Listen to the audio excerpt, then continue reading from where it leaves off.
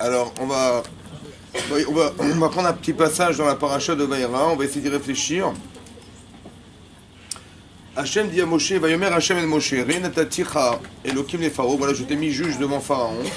Et Aaron Achicha, et Aaron Achicha, Aaron, ton frère, sera l'interprète. Donc c'est lui qui va directement parler à Pharaon.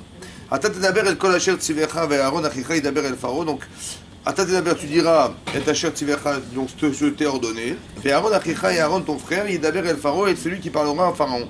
Il renverra les enfants d'Israël de son pays.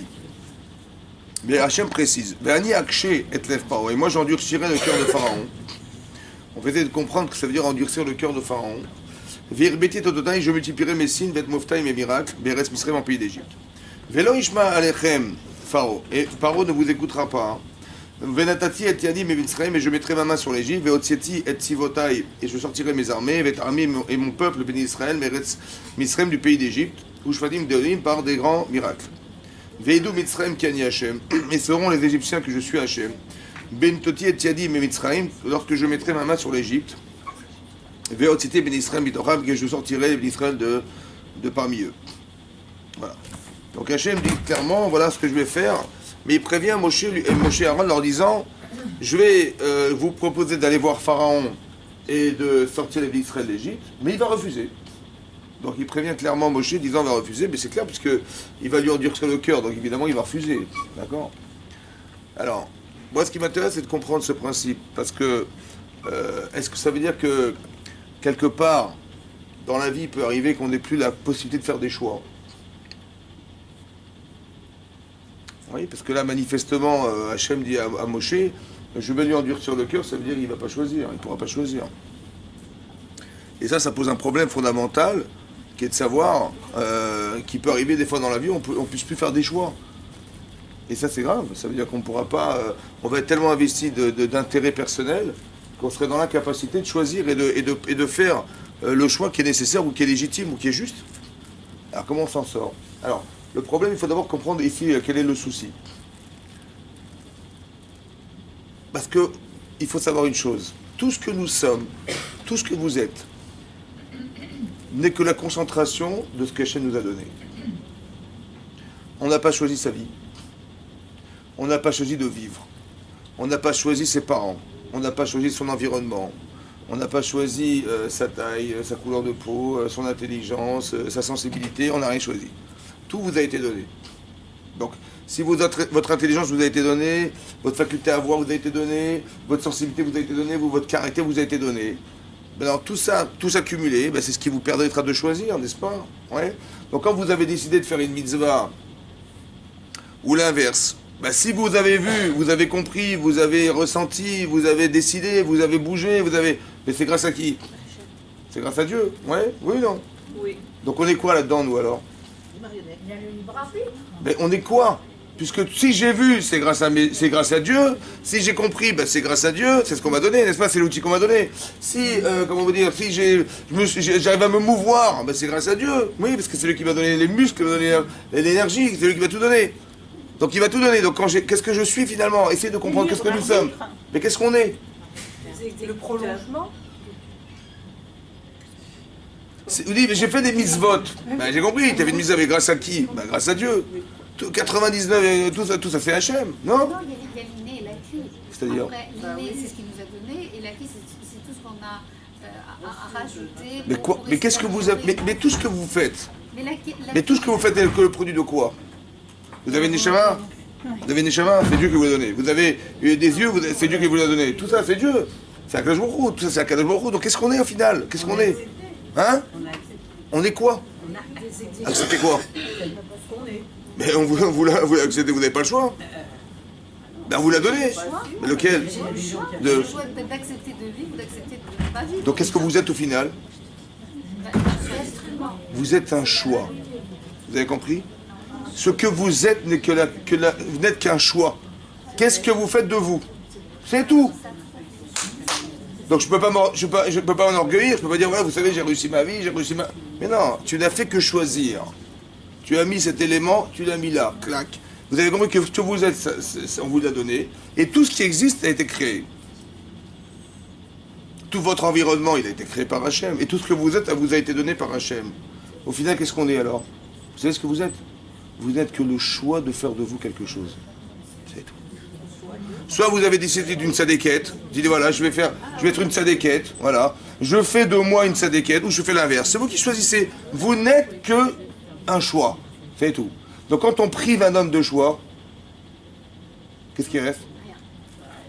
Alors c'est ça qu'il faut comprendre. Qu'est-ce que paro il est? Ça veut dire qu'on peut un jour être des paros. Ça veut dire des gens qui n'auront jamais plus le choix de faire. Et ça c'est très grave. Parce qu'on n'est plus rien. Vous avez compris? L'homme le plus puissant du monde, c'est qui? Dans la paracha. C'est Pharaon. L'homme le plus puissant du monde. Pourquoi? Parce que Paro, il a hérité de toute la richesse qui a été accumulée par Yosef. Il se prend pour Dieu. Mais écoutez, le monde entier est en famine. Tout le monde vient acheter de la nourriture en Égypte. Tout l'argent du monde, il est où? En Égypte. Les Égyptiens meurent de faim. Ben, ils ont été obligés de vendre leurs terres. Ils ont été obligés de vendre leur bétail. Ils ont été obligés de se vendre. C'est-à-dire, Pharaon, il est le maître de la terre. C'est-à-dire qu'il a un rayonnement extraordinaire parce que sur le plan politique, il représente quelque chose d'énorme. Sur le plan économique, c'est la plus grande puissance du monde. Et même ses habitants, ils lui appartiennent. Bon, à part ça, qu'est-ce qu'il est, Paro? Paro, c'est le dieu du Nil. C'est quoi le dieu du Nil? Ben, le Nil, vous savez, il ne pleut pas en Égypte. Il ne pleut pas en Égypte. Donc comment les gens vivent? Ben, la crue du Nil. Des fois, ça monte, ça descend, voilà. Et ça abreuve les rives du Nil. Ben, les gens, ils prennent des carottes, des bananes, des machins, voilà. Et ça pousse, et ben, on se nourrit de ça. Donc les gens vivent grâce au Nil. Donc c'est qui le dieu de la parnassa des gens? Et c'est qui le dieu de la parnassa des gens? Ben, c'est moi, c'est Paro. Voilà, donc je suis le dieu de la parnassa. Vous vivez grâce à moi, dites-moi merci. Je suis l'homme de la plus grande puissance du monde. J'ai 15 millions de personnes qui travaillent pour moi, des Hébreux, gratuitement. Gratuitement. Voilà. Ça va? Et donc j'ai une aura extraordinaire internationale dans le monde. Sur le plan économique, je suis puissant. Sur le plan politique, j'ai tous les pouvoirs. C'est bon? Maintenant, il y a deux personnes qui sont venues le voir. Ils s'appellent Moshe et Aaron. Bon, ils sont venus le voir. Bonjour, monsieur. Comment ils sont arrivés là, on ne sait pas, parce que c'est vraiment incroyable. Il y avait, dit le Midrash, il y avait 400 portes. Pour arriver au palais, pour arriver à la porte du palais de Pharaon, il fallait passer 400 portes qui étaient protégées par des gardiens, des animaux féroces. Et Moshe et Aaron, ils ont traversé tous les obstacles, ils sont arrivés devant Pharaon. Ça va? Donc il a dit, ils sont sûrement des grands magiciens, ces gens-là. Et donc ils avaient arrivé, il dit, qu'est-ce que vous voulez? Il dit, ben voilà, c'est simple, Akadosh Baruch Hu nous a demandé de vous dire, si ça vous dérange pas, hein, oui, de libérer les 15 millions de personnes qui travaillent gratuitement pour vous et de nous permettre d'aller recevoir la Torah sur le mont Sinaï, dans le désert du Sinaï. Si ça vous dérange pas, bien entendu, c'est... Hein? Bon, est-ce qu'il va accepter Pharaon? Il ne va même pas comprendre la question. Le problème, c'est comme ça. Est-ce qu'il est libre de choisir? À ce niveau, est-ce qu'on peut choisir? Est-ce que si vous aviez été Pharaon, vous, et vous voyez deux étrangers qui arrivent, ils vous disent, Hachem, la Torah, vous ne connaissez ni la Torah, ni Hachem, ni personne, ça va? Et vous dites, il faut libérer les 15 millions de personnes. Qu'est-ce que vous dites? Mais évidemment que vous allez dire non, évidemment. Donc est-ce qu'il a le choix, monsieur Pharaon? Il a le choix, mais bon. Entre nous, il a le choix ou pas? Non. Pas potentiel, hein, mais réel, il a le choix. Dans l'absolu, non. Dans l'absolu, bien sûr, dans l'absolu, s'il avait choisi, ça aurait été un sadique de... Mais est-ce qu'il peut choisir? Est-ce qu'il est possible de choisir? C'est quoi l'enjeu? Ben, l'enjeu, il est simple. C'est que si j'envoie les d'Israël, Il n'y a plus personne. il faut payer des ouvriers qui vont les remplacer. Qui c'est qui va les payer? C'est moi. Mais je ne veux pas perdre d'argent. Les caisses de l'État. 15 millions d'ouvriers à payer, mais c'est impossible. C'est un trou énorme dans la caisse de l'État. Un. Deux, si je les renvoie à la manifestation, les gens vont dire, mais il est fou le roi. Il a été renvoyé des ouvriers qui, ça fait 210 ans qu'ils sont esclaves. Et pour eux, c'est évidemment comme ça que ça se passait, vous comprenez? Culturellement, on est des esclaves en Égypte. Donc c'est-à-dire que si je décide, moi, de les renvoyer, sous prétexte de leur permettre d'accéder à la Torah, je dis, mais tu te rends compte les manifs qu'il va y avoir? Tu te rends compte la risée du monde? Parce que monsieur le roi, monsieur le dieu du Nil, il a été assez faible pour envoyer des bénis Israël. Mais automatiquement, il va refuser. Vous comprenez? Maintenant, où est-ce qu'il est le libre arbitre de l'homme? Très compliqué, hein? Qu'est-ce qu'il faut penser? Qu'est-ce qu'il faut penser pour changer d'avis? En vérité, ces problèmes-là, on les a tous les jours. Parce que On n'est pas le dieu du Nil, on n'est pas le roi d'Égypte, c'est vrai, mais on est des parents. On est des gens responsables. On a des engagements dans la vie. On est chef d'entreprise, etc. Donc on a forcément des intérêts économiques dans son histoire. Pas politique, mais on va dire représentatif de ce que nous sommes. Est-ce que finalement, on n'est pas piégé par les intérêts d'exister? Un peu comme Pharaon. Ben lui, il a un pouvoir énorme. Il n'a pas envie de lâcher le pouvoir, de perdre du pouvoir, d'être la risée du monde. C'est très violent comme situation. Quand est-ce qu'on peut choisir?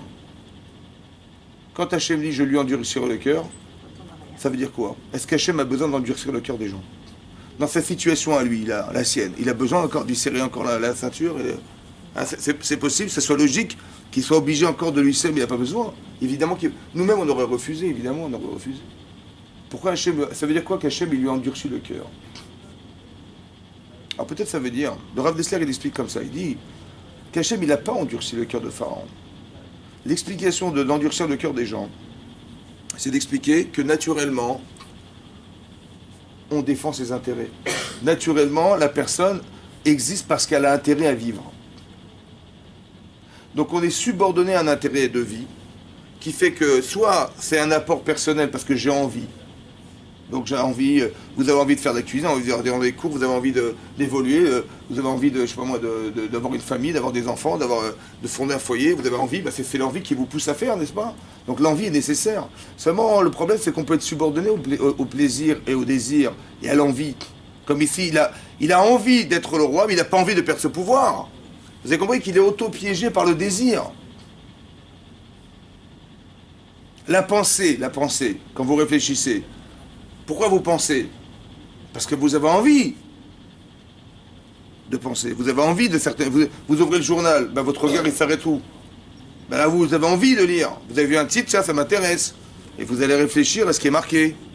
Mais si ça ne vous intéresse pas, vous n'allez pas regarder. Ça veut dire que la source de la pensée, c'est quoi?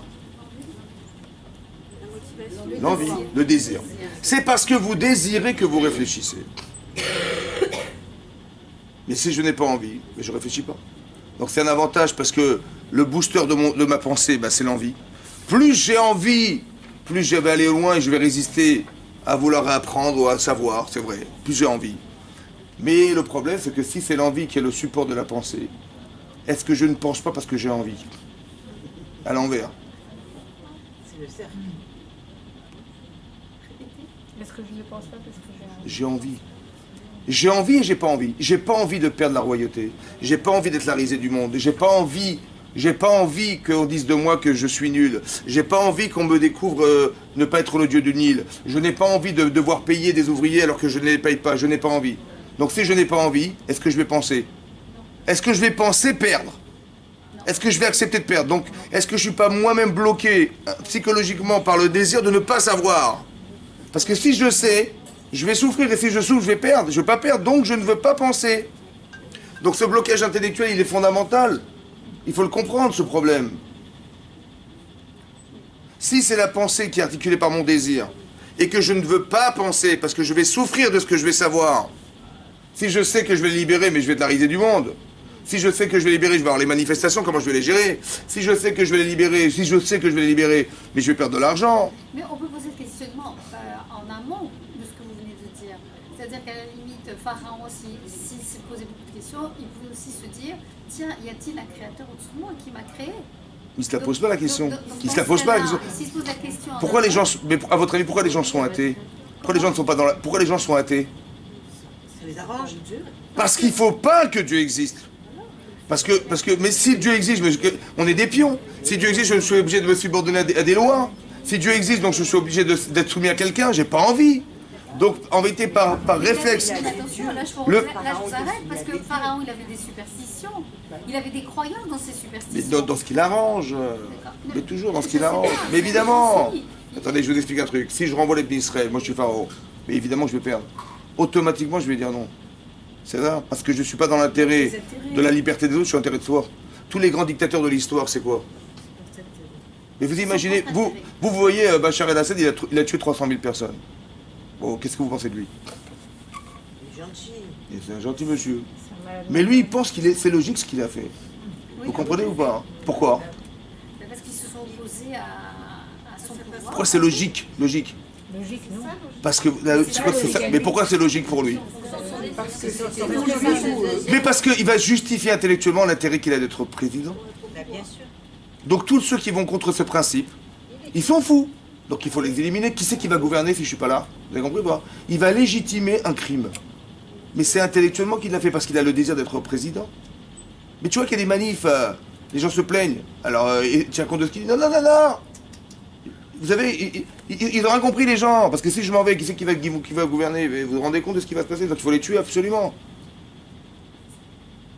Ça veut dire que le problème, c'est qu'on est piégé dans nos choix. On ne sait plus comment penser. Parce que qui c'est qui pense? C'est moi ou c'est l'intérêt que j'ai de penser? Je sais plus.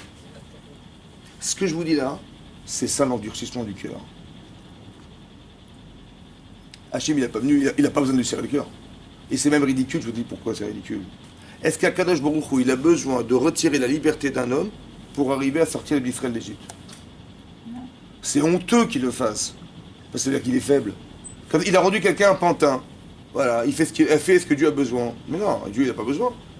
Et même ça, vous comprenez ce que je veux dire? Donc on est obligé de dire que le système de l'entêtement, il vient du système qu'Hachem il a créé en l'homme, qui lui permet d'être ou de ne pas être. C'est lui, Hachem, qui l'a créé. Si vous avez la pêche dans la vie et vous voulez réussir votre vie et vous allez dans la bonne direction, mais vous allez être formidable. Vous pouvez être formidable, vous pouvez être l'inverse. Vous pouvez être une grande sadéquette ou une grande rachat. C'est vous qui décidez. Mais avec la même énergie. Vous avez vu? Moi je dis toujours comme ça, les grands réchem de l'histoire sont des grandes sadikim qui ont raté leur vie. C'est des gens qui auraient pu réussir, mais vous avez Aman, il aurait pu être un homme extraordinaire, vous avez des gens de l'histoire extraordinaires, mais c'est dommage qu'ils ont tout concentré sur eux-mêmes. Des gens qui ont de l'intelligence, du pouvoir, de la conviction, c'est des gens formidables. C'est dommage qu'ils aient fait tout ça dans l'intérêt de soi. Les grands dictateurs, c'est des gens qui ont du pouvoir, qui sont convaincants, qui sont forts, qui sont intelligents. Qu'est-ce qu'ils font? Ils font tout dans l'intérêt de soi. Ils enferment dans un système dans lequel il n'y a que moi qui gagne. Et ceux qui s'opposent, dommage. Si tu avais... Imaginez-vous l'Irak. Aujourd'hui, qu'est-ce qui reste de l'Irak? Qu'est-ce qui reste? Voilà.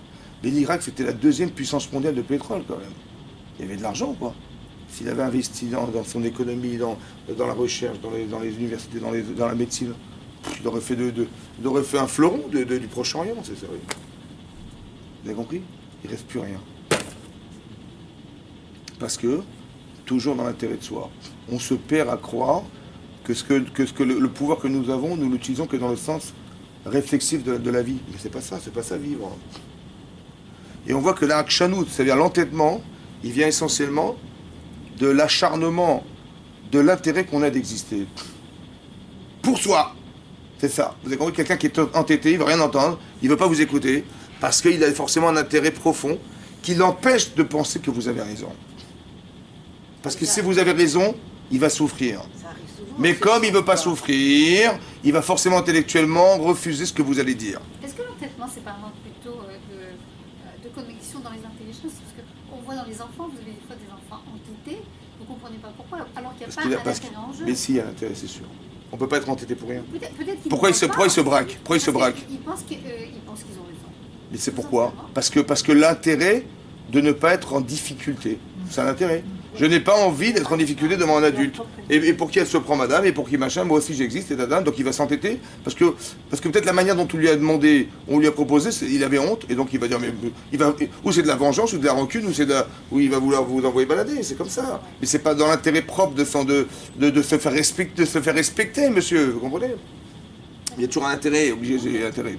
Après c'est l'intérêt faible, l'intérêt fort, mais quand l'intérêt est faible, ça peut se remettre en cause. Intérêt fort, c'est difficile. Donc quand vous avez en face de vous des gens qui ont des intérêts très profonds, il faut savoir être subtil. Parce que comment je vais le libérer de ce problème? Vous avez dit au départ que les caractères, ça venait, Hachem, il nous insufflait au moment de dans notre Neshama, très bien. La sensibilité, très bien. L'envie. Donc pourquoi on vient aussi avec l'entêtement, la colère Non. Il y a, par exemple, un exemple. Est-ce que Avraham Avinu, c'est un têtu? Mais pas un têtu. C'est un déterminé. C'est un tête brûlée, Avraham Avinu. Parce que pour avoir la terre entière contre soi, et s'affirmer tout seul, être monothéiste contre le monde entier, Il en faut de l'entêtement. Mais il est positif ou négatif cet entêtement? C'est vous qui choisissez. Il faut au départ déterminer ce qui est vrai. Et m'attarder toute ma vie, et m'acharner à rester juste. Et quand j'ai cette perspective, alors tout ce qui est autour de moi qui veut m'agresser, qui veut m'empêcher d'être, je m'entêterai contre. Donc le fait d'être entêté, ça a un sens. Seulement, il y a l'entêtement bête. Que la personne qui ne veut pas entendre. Vous avez compris? C'est ça, c'est un problème, ça. Il y a des entêtés idiots. Ouais. Il y a des entêtés, ben oui, parce qu'il y a des gens qui sont entêtés, par exemple, paro. Maintenant, qu'est-ce qu'il faudrait faire? Et je vous explique une chose, pour que vous compreniez mieux encore. Quelle est l'attitude d'Hachem dans ce cas-là? Qu'est-ce que fait Hachem dans cette histoire? Ben, il va faire des makotes. Des makotes, ce sont des plaies. On a les plaies d'Égypte. On connaît les plaies, Dam, Sfardéa, Kinim, etc. Quel est, à votre avis, l'intérêt de la plaie d'Égypte? À quoi ça sert d'envoyer des plaies à des gens pareils? Pour le faire plier. Comment? Pour le faire plier. Pour dire que Dieu, il... Non, pour qu'il accepte de libérer. Par là? Voilà. Je pense, non? Vous pensez?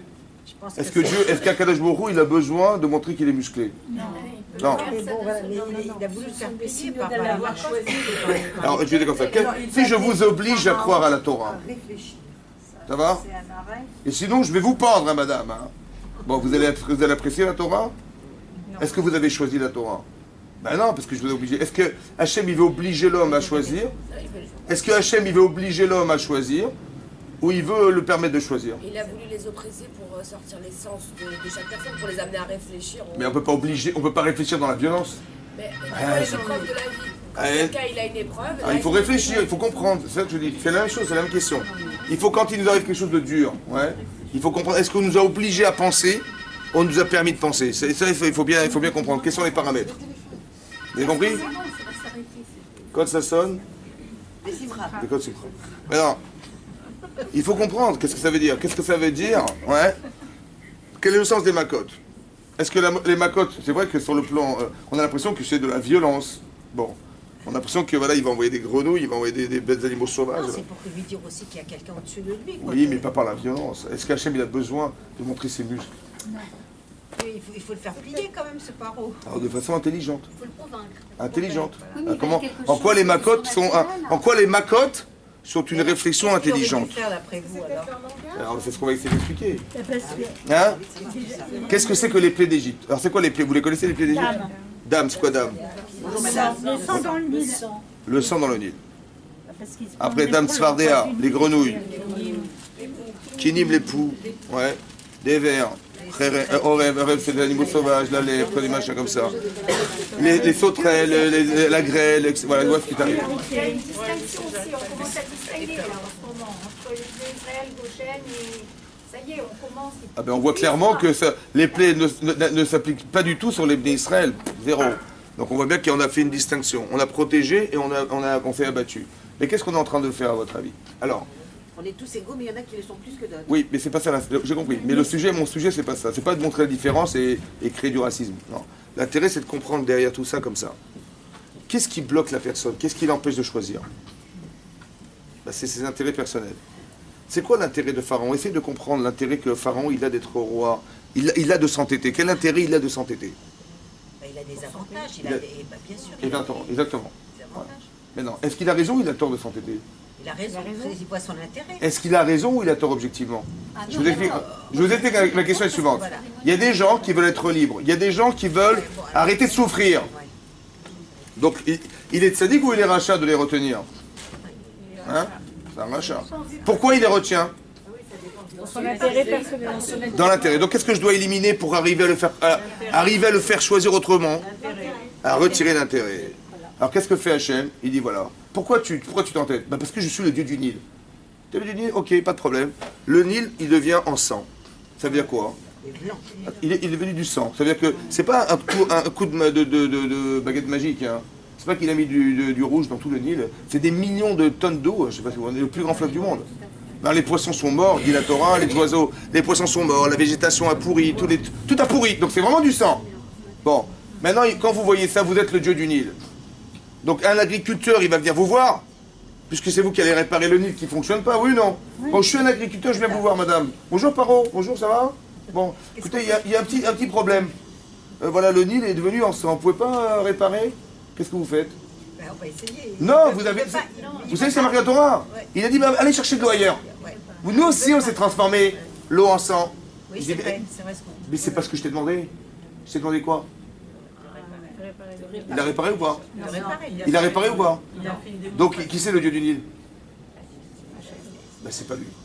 Ah, il était démasqué. Maintenant que j'ai été démasqué, qu'est-ce que j'ai à défendre? Rien. Alors, puisque j'ai rien à défendre, peut-être que je peux envisager. Vous avez vu comment c'est subtil ce que fait Hachem? Il n'a pas rendu le dieu du Nil, il n'a pas rendu le Nil en sang pour dire je vais t'humilier. Juste que tu lâches prise. Maintenant que tu n'as plus d'intérêt, alors tu peux choisir. Manifestement que ce qui t'empêche de choisir, c'est parce que tu as l'intérêt d'être le dieu du Nil. Mais si tu l'es plus, qu'est-ce que tu as à défendre? Rien. Mais il y a deux façons de raisonner. Soit tu dis, ouais, tu as raison, j'ai menti depuis des années, j'ai menti à la terre entière en faisant croire que j'étais du Nil, tu as raison, bah, je reconnais. Soit je dis, tu m'as fait ce coup-là, tu vois ce que je vais te faire. Et je vais m'entêter contre toi parce que tu m'as fait honte. Vous avez compris? Et là, ça dépend plus de la volonté objective des gens, ça dépend des midotes. C'est Hachem qui a voulu que Paro fasse tout ça. Que quoi? Bah tout ça, tout ce qu'il y a eu en Égypte, l'esclavage, tout ça, c'est Hachem. C'est Hachem qui a voulu que les Juifs y souffrent, c'est Hachem qui a voulu tout ça. Et qui c'est qui a décidé? C'est Hachem qui a décidé. Attendez, Hachem, il a pensé une seconde qu'un homme, il allait faire une avéra pareille? Alors pourquoi il a laissé faire? Répondez-moi. Pourquoi il a laissé faire? Attendez, quand on fait des avérotes, c'est Dieu qui a décidé ou c'est moi? C'est nous qui avons décidé. Et Paro, il a décidé, Paro? Mais Hachem, il savait, il voyait que Paro, il oppressait les Juifs, il aurait pu s'il voulait pas les faire au prix, il aurait pu. Mais non, au départ, on devait être esclave, c'est sûr. Mais qui va faire le boulot? Paro. Il avait choisi Paro pour faire le Il n'a pas choisi Paro, c'est Paro qui a levé la main et dit ouais, c'est moi. C'est pas Hachem qui choisit l'homme. Sinon, c'est Hachem qui va guider l'homme. Vous avez compris ou pas? Quand il se passe quelque chose, c'est pas Hachem qui dit tiens, bah, c'est à toi, et ça. Mais non, parce que ça veut dire que l'homme est libre de choisir. C'est-à-dire qu'il est dans une conception où il peut rendre les gens esclaves, et on va créer un système dans lequel ça peut se faire, et lui va lever la main et dire c'est moi. Mais c'est pas Hachem, c'est pas Hachem qui a rendu esclave. Il fallait passer par l'esclavage pour arriver un jour à accepter la Torah. Mais qui va faire ce travail? C'est ça le problème. Comme vous dites, Yosef, il devait se retrouver en Égypte. De quelle manière? Je sais pas. Mais sûrement pas en le vendant esclave. Vous comprenez ou pas? S'il vous plaît, Nabucco, Titus, etc. ont été influencés par Hachem, ils n'ont pas décidé tout seuls. Écoutez-moi bien, je vous explique un truc comme ça. Il y a un passouk dans la Torah. L'individu n'a pas de lien avec Hachem. L'individu. Oui. Ça veut dire que Hachem n'est que collectif. Non, ça colle pas. J'ai pas compris ce que vous dites. Quel collectif? Hachem, il a la question est la suivante. Alors, je vous explique. Ça veut dire que les décisions d'Hachem, elles sont collectives, elles ne sont pas individuelles. Or, Hachem, il a une relation individuelle. Bien sûr. Mais dans votre réponse, on a l'impression que ça... Alors, je vais m'expliquer autrement. Je vais expliquer. Il y a un principe comme ça. Il est marqué dans la Torah. C'est que dans ma côte. Mirechaim yetzerecha.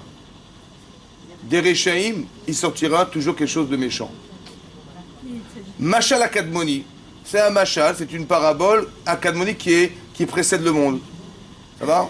Voilà. Peut-être que quand il est marqué, c'est marqué dans le Midrash Rabbah, quand Hachem dit Vayi or, que soit la lumière, et il y avait du Chosher et de l'obscurité, la Gemara elle dit que Chosher c'est Maaseh Rechaim,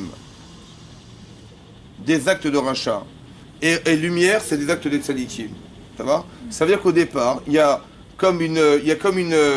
quelque chose qui est prédestiné à devenir, soit à atteindre cette lumière, soit à faire le contraire. Ça va, ça fait partie que la tendance de l'humanité est tendancieuse dans ces deux directions. Mais non, écoutez-moi bien. Paro, il a décidé d'être un rachat. C'est ce que je vous ai expliqué depuis le départ. Paro, il aurait pu être un très grand tzaddik. Seulement, monsieur, il a une perspective intelligente de faire que le monde soit à sa merci. C'est une conception personnelle.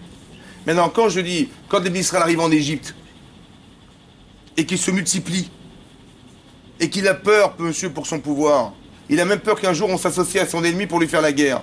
D'où il est venu ce scénario? D'Hachem? D'où il est venu ce scénario dans sa tête? C'est Hachem? Vous n'êtes pas reine d'Égypte, ça va? Mais si je vous dis, demain, les Israël se multiplient, vous avez peur ou pas? Ils s'assimilent, les gens s'assimilent, vous avez peur? Je dis, non, logiquement, non, au contraire, au Rabat.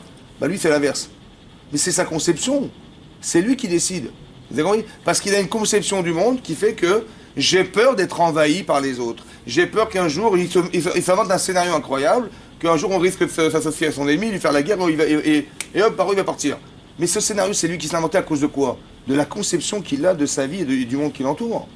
C'est pas Hachem qui a décidé ça, vous comprenez ou pas? C'est le choix de Pharaon. Maintenant ça a permis au peuple d'Israël de devenir libre comme ça avait été au départ pensé, mais c'est lui qui conceptualise ça, c'est pas Hachem qui l'a mis dans la tête. C'est comme si Hachem, à Donc, ce moment-là, il lâchait une partie de... il lâche rien, Hachem il est... Ah, écoutez-moi bien. Non, Hachem... non, au niveau des rapports entre Paro et Hachem, qu'est-ce qu'il y a? Il s'occupe plus Si les Bnei Israël... aller dans sa... Écoutez bien, si les Bnei Israël étaient con... La Gemara dit là-bas dans Makot, elle dit comme ça. Si quelqu'un il a tué volontairement quelqu'un d'autre, il n'y avait pas de témoin, dit la Gemara. Et quelqu'un il a tué par accident, il n'y avait pas de témoin. Normalement, quelqu'un qui tue par accident, il va en ville de refuge, et quelqu'un qui tue pas volontairement, il est condamné à mort. Bon, il n'y avait pas de témoin, donc on ne peut rien faire. Qu'est-ce que fait Hachem? Il les invite dans une auberge, dit la Gemara. Ils se tiennent, ils ont tous les deux envie de manger, et tout à coup, comme par hasard, ils se sont retrouvés dans la même auberge. Et qu'est-ce qui se passe? Celui qui a tué par accident, il monte sur une échelle, et celui qui a tué volontairement, il est sous l'échelle. Et il glisse, monsieur, il glisse, par inadvertance, il glisse. Il tombe sur la personne, il le tue devant témoin. Celui qui a tué qui avait tué volontairement, il est mort. Et celui qui a tué involontairement, il ira en ville de refuge. C'est-à-dire qu'il y a deux dimensions. Il y a la justice humaine et une justice divine. Ça, Hachem, il s'arrange, vous comprenez ce que je veux dire? C'est ça que ça veut dire. Mais il n'est pas mort, comment dire, il n'est pas mort comme ça, il est mort parce qu'il est mort par un rachat. Parce que l'inadvertance de tuer les gens par accident, c'est de la bêtise. Il a tellement la vie des autres n'a pas d'importance qu'il peut couper du bois et descendre du ciel sans faire attention à ces personnes en bas. Si, mais ses enfants, il va regarder, hein, mais les autres, ils ne regardent pas. C'est-à-dire que la richoute, ce qu'on appelle un rachat, c'est qu'il est indifférent à ce qui peut se passer autour de lui. C'est ça qui est rachat chez lui. C'est pour ça qu'il va avoir envie de refuge pour réfléchir. Mais pour revenir sur le sujet, d'expliquer qu'il y a ce qu'on appelle un projet divin. Avraham, il a dit, Bame Eda Kirachena. Comment je vais savoir qu'on va hériter de la terre? Il a manqué des mounas. Mais Avraham Avinu, c'est pas un homme, Avraham. Avraham, c'est quelqu'un qui contient toute la Israël en lui. Donc il y a forcément une carence des mounas qui va être engendrée par Avraham et qui va devoir être réparée physiquement. Ça va prendre 210 ans pour réparer cette lacune. Ça veut dire d'être des esclaves, ça veut dire de se soumettre à une volonté. Vous avez compris? Comment je me soumets? Physiquement, je deviens esclave. Mais je suis que l'héritier d'une carence qui m'amène à devenir un esclave. Maintenant, qui c'est qui va faire le boulot? Mais chacun choisira. Il fallait qu'on soit devenu esclave. Il fallait qu'on arrive à se soumettre toute sa vie, de père en fils, pendant 210 ans. Pourquoi? Parce qu'un jour, on va recevoir la Torah. Objectivement, est-ce que tu es d'accord de te soumettre à la volonté de la vérité? Ça justifie. Vous avez compris? Tout ce comportement est expliqué parce que quelque part, c'est nécessaire. Oui.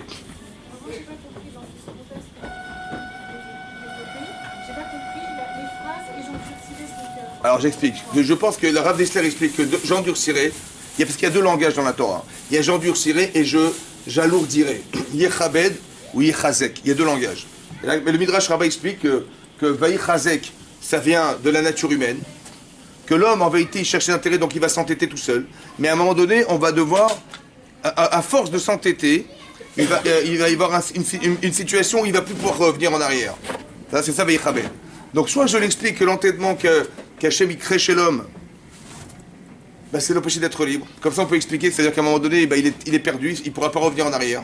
Mais c'est un problème psychologique. Vous avez compris? C'est un problème psychologique que la personne ne peut plus revenir sur la décision qu'il a choisie.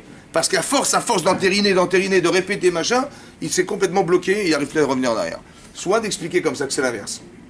Vous dites que d'un rachat sortira forcément un rachat. Non, je dis que les actes. Un rachat fera des actes de rachat. Non, mais est-ce qu'un rachat, il sortira forcément un rachat? J'ai pas dit ça, j'ai dit des actes. Que Mi-Rechem, il va faire un acte de rachat parce qu'il pense rachat. C'est quoi penser rachat? C'est penser pour soi. Donc il va forcément faire des choses qui sont en rapport avec soi. C'est ça un rachat. Un tzaddik, c'est l'inverse. Il n'a de sens que les autres. Il n'oblige personne à faire. Par exemple, un exemple très simple, vous allez comprendre. Regardez la manière dont a Avraham de parler à sa femme. Il y avait la famine en Israël. Ça va? Donc on ne va pas mourir de faim. Ils sont partis en Égypte. Il part en Égypte, mais il sait que les Égyptiens ne sont pas des gens très jolis, très beaux, très séduisants. Et sa femme, elle est extrêmement belle. Il dit, je vais arriver là-bas. Ils vont te voir belle comme tu es. Belle comme tu es. Et ils vont me tuer. Bon. Ils vont me tuer, toi, ils vont te prendre, ils vont t'amener. Il a dit, Imrina, dis je t'en prie, que tu es ma sœur. Imaginez-vous la pression. Il va mourir, monsieur Abraham. Ça va? Comment vous arrêtez votre mari? Comment il va vous parler? Il va mourir, votre mari. Ouais. Il va dire, je t'en prie, dis-leur que tu es ma sœur. Ah bon? Vous direz, j'espère que tu vas mentir. J'espère que tu vas mentir. Hein. De toute façon, je ne vais pas mourir. Imrina, dis, je t'en prie que tu es ma sœur. Comme ça, ils vont me faire du bien grâce à toi et je vais vivre grâce à toi. Est-ce qu'il lui a imposé de dire? C'est énorme, énorme, énorme. Vous avez compris ce que je veux dire? Je t'en prie, choisis de dire. Ça veut dire que pour tuer la mitzvah de l'avoir fait, je t'en prie, choisis comme ça. Il n'impose rien. C'est pareil, quand Hachem envoie des macotes, c'est pour libérer une conscience. Parce que plus il va s'entêter, plus son pays va se détruire. Ça veut dire quoi son pays de détruire? Ça veut dire tous les intérêts qu'il a d'exister par son pays vont se détruire. Après, on peut permettre à un homme de faire un choix quand on élimine, qu'on est capable de déterminer, quand on est capable de déterminer quels sont les éléments qui empêchent la personne de faire un choix, parce que l'intérêt, il est concentré sur un intérêt personnel. Si je comprends quel est l'intérêt de la personne et que j'arrive à lui retirer cet intérêt, alors j'ai gagné. Maintenant, comment je fais? Il faut être subtil. Comme Hachem, il dit, voilà, le Nil est ensemble maintenant, alors voilà, les grenouilles, elles vont tout envahir, les gens vont se plaindre. Quel intérêt tu es t'entêter? Tu perds ton rôle de roi, tu ne contrôles plus rien. Vous avez compris? On lui retire l'intérêt d'être roi pour qu'il arrive à reconnaître au final que finalement il n'a rien à gagner, et donc de s'affranchir et de pouvoir dire, écoutez, allez-y, allez-y. Mais qu'est-ce qu'on va aboutir à quoi finalement? C'est ça. Comment je vais permettre à quelqu'un de faire teshuva dans une situation pareille? Quand je vois quelqu'un qui est bloqué comme ça, comment j'arrive à le faire réfléchir et à le faire amener à penser qu'il a eu tort? Alors, quand on fait un choix dans la vie, il faut savoir comme ça. Quand vous faites un choix dans la vie, vous dites, j'ai choisi, je vais faire ça, j'ai décidé ça, voilà. En fait, vous avez une balance dans votre cerveau. Il y a une balance. C'est bon? Il y a deux plateaux. Quand vous dites, j'ai décidé, c'est que manifestement, dans un côté du plateau de la balance, ça pèse. Vous avez mis des éléments dans du côté de la balance plus importants qu'en face. Et donc, dit, voilà, manifestement, il y a ça et ça et ça et ça, c'est plus intéressant pour moi, je choisis de faire ça. Mais c'est dans la balance que vous avez dans votre cerveau. Oui?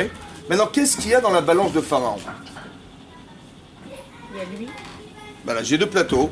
J'ai quoi? En fait, Moshe, ils disent, voilà, il y a 15 millions de personnes qu'il faut libérer, ils sont esclaves, il faut leur faire accepter la Torah. Ok. Et de l'autre côté de la balance, qu'est-ce que j'ai?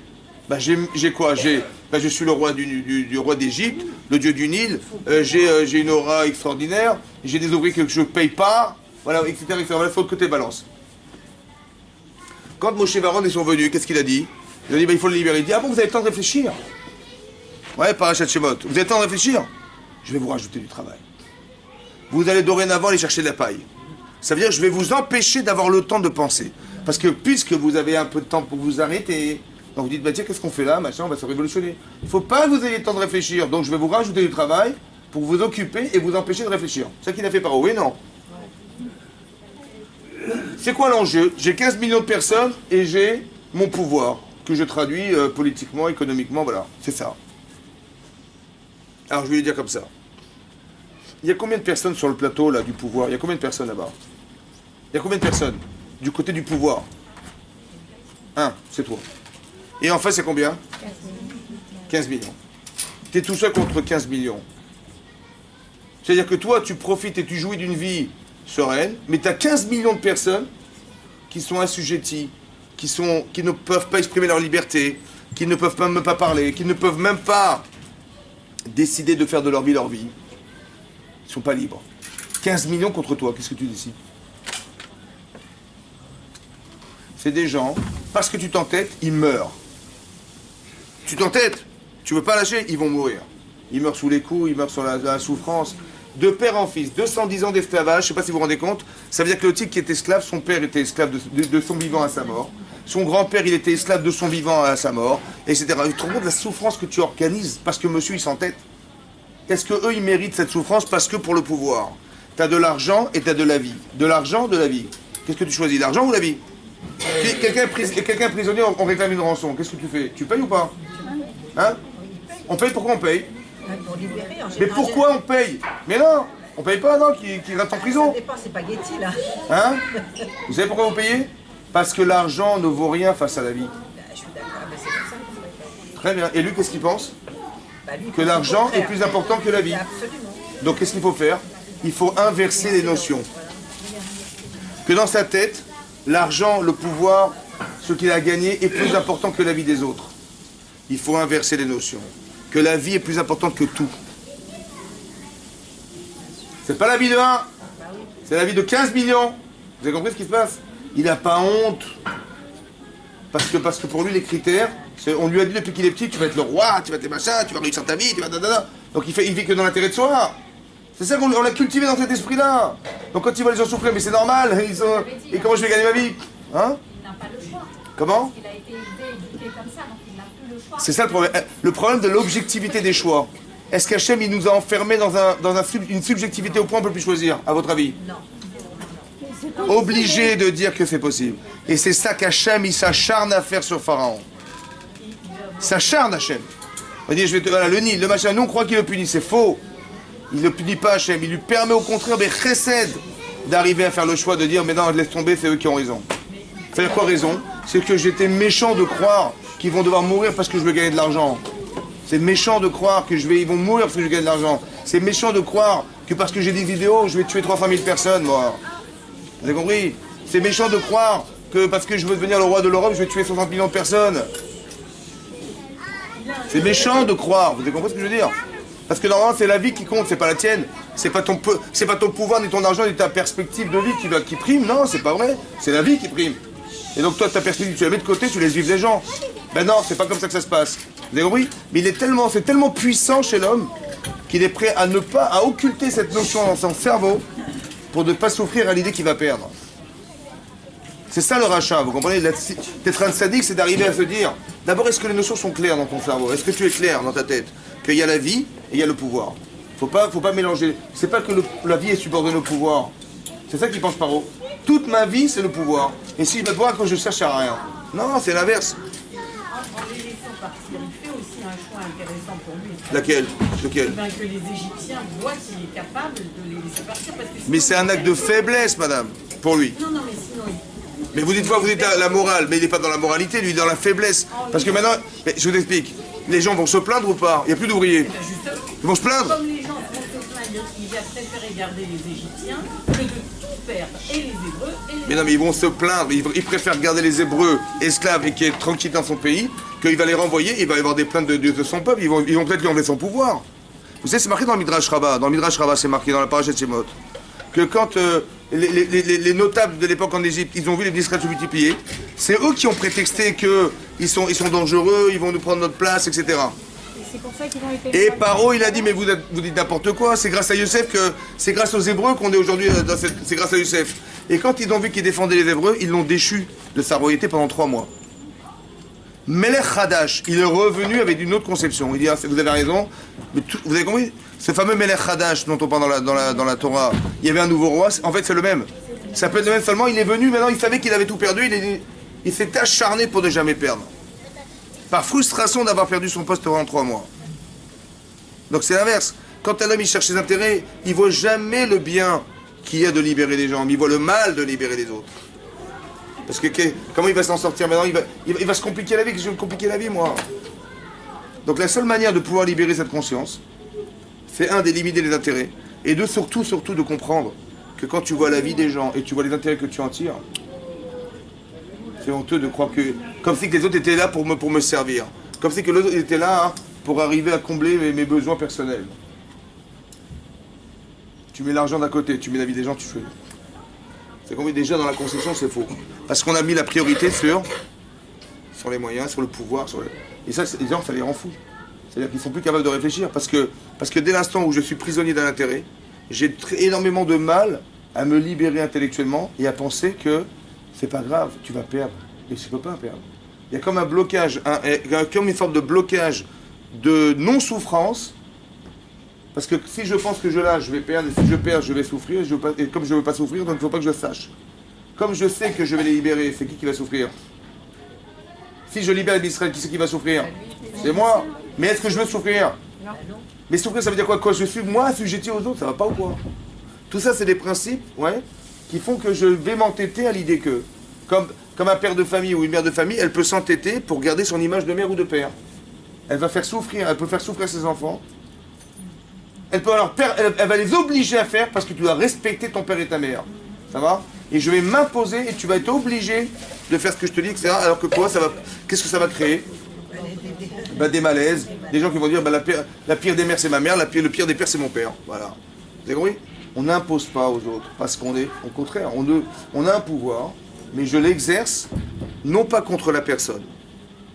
J'accompagne des gens, mais je ne supporte pas de penser que je vais imposer aux gens. C'est pas parce que tu es mère de famille que tu imposes à tes enfants d'être. Ce ne sont pas tes enfants, ce sont mes enfants, ça ne t'appartient pas. Nous on croit que c'est d'appartenance, ce ne sont pas mes enfants. Est-ce que c'est vrai que Paro il est resté après en vie et qu'il a fait l'éloge d'Hachem jusqu'à la fin de sa vie? Il y a des midrashim qui disent que c'était lui le roi de Nov. C'était Paro. Après quand Yona il est venu en Égypte, là-bas, c'était lui le roi. Ouais, c'est possible qu'après il ait fait des choix. En tout cas, il en reste que vous comprenez mais comment ça fonctionne. En réalité, tout est psychologique. C'est-à-dire que tout ce que vous avez, tous les intérêts que vous avez, plus ils sont importants, plus vous avez envie de les conserver et vous allez vous entêter pour ne pas les perdre. Et là, ça peut être un avantage et un défaut. Ça dépend de ce que vous voulez conserver et ce que vous tenez à garder. Par exemple, si vous voulez conserver la Torah, il faut s'acharner. Si vous voulez conserver votre droiture, votre légitimité, votre honnêteté, il faut s'acharner. Et vous avez compris que par exemple, Yaakov Avinu, il va partir à la Yeshiva pendant 14 années de sa vie. Il va apprendre la vérité de la Torah. Mais bizarrement, il va devoir épouser une femme dont le père est le plus grand rachat du monde. Lavan, c'est le plus grand tricheur du monde. Quoi. Pourquoi le beau-père d'Yaakov, c'est le plus grand tricheur du monde? Il travaille son honnêteté. Parce que la Torah, écoutez-moi bien, vous suivez des cours. Mais est-ce que vous êtes la femme du cours? Ou vous devez devenir la femme du cours? Vous savez, on écoute la Torah. Est-ce que je suis maintenant, pendant que j'ai écouté le cours, je suis tzadékette? Ou non, je dois devenir cette femme? Il faut intégrer quoi. Mais comment vous intégrez? Parce que dans la confrontation, Avraham, Yaakov Avinu, il va prendre la yeshiva. Il va prendre la yeshiva. Il connaît la Torah ou pas? Mais il peut dire, demain, il sort de là-bas, il dit, bon, la Torah c'est joli, mais attends, tu as vu ce qu'il faut faire pour toute la confrontation? Toute la rue, c'est le contraire de la Torah. Je dis, bah attends, il y a la Torah, il y a la vie, il ne faut pas tout mélanger. Ou bien non, que la vie c'est la Torah. Est-ce que tu deviens la personne de la Torah en vivant quelque chose qui est contraire à ce que tu vois? C'est là que tu deviens. Yosef, tout le monde, tout nous-mêmes. Est-ce que le but c'est d'être juive? Ou le but c'est de devenir? De devenir. Nous, c'est pas la but, parce qu'on est juifs. Alors, les gens vous disent, écoutez, moi je fais pas les mitzvot, laissez-moi tranquille. J'ai la chaîne avec la Magen David. Je crois en Dieu, ça me suffit. Et juif de cœur. C'est comme ça, juif de cœur. Mais j'ai dit, mais qu'est-ce que tu dis? Ben ouais, voilà, je suis juif, voilà, je le montre, voilà, j'ai Magen David. La chaîne avec la Magen David, Baruch Hashem, Haï. Donc c'est bon, je suis juif, c'est bon. Je dis, on t'a pas demandé d'être juive. Est-ce que tu l'es déjà? Qu'est-ce qu'on t'a demandé? De le devenir. Ça veut dire que là, tu montres pas que tu es juive, tu montres que tu es juive, mais on t'a pas demandé de montrer que tu fais, maman est juive, j'ai pas de problème. Il faut devenir juive, ah, c'est autre chose ça. Donc j'apprends la Torah parce que demain j'ai les Tzara, j'ai plein de choses. Il faut s'entêter à devenir cette femme. Et ça, c'est autre chose, vous avez compris ou pas? C'est pour ça qu'un Baal Tchouva est plus grand qu'un... Dans la volonté. Dans la volonté.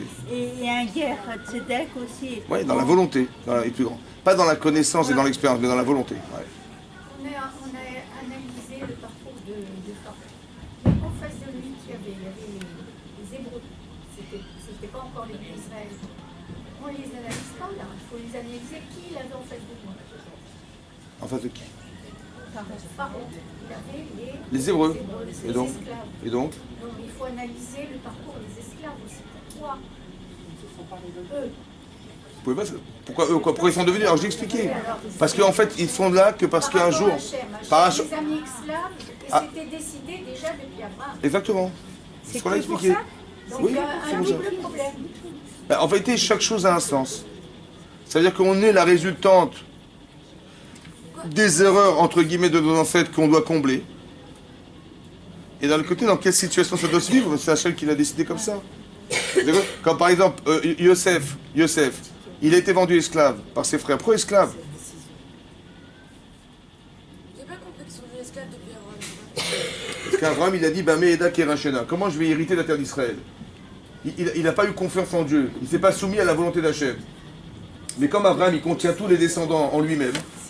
Donc il envoie un message à ses descendants. Et vous avez un petit problème. Donc eux-mêmes, ils vont devoir le régler en vivant, en étant esclaves. Vous avez compris? Et ce que je veux dire par là, c'est comme ça. Pourquoi esclave? Parce que quelqu'un qui se vend devant ses frères, entre guillemets, c'est un tzaddik Yosef, hein, mais il dit, je vais vous raconter mes rêves. Mais on a l'impression qu'il ose dire des choses. Il ose dire qu'il va être dominateur. C'est pas ce qu'il a voulu dire, mais c'est comme ça que ça a été perçu. Manifestement, il a une manière d'exprimer ce qu'il est de façon violente.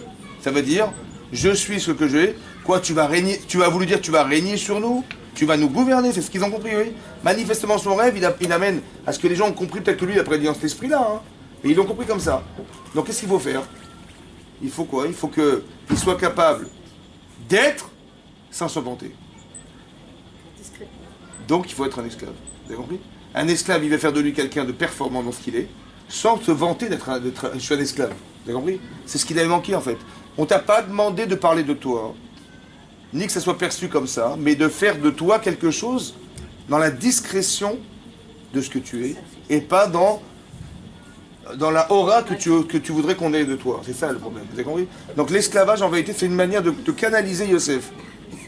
Vous avez compris? C'est pas une punition. C'est pareil. On n'a pas été puni des esclaves. Mais c'est ce qu'on appelle un petit coup, mais il faut le comprendre de façon subtile. C'est pas, Dieu n'est pas là pour dire ah, tu vas être esclave et je vais t'écraser, je vais te montrer que c'est moi qui est dominant. Non.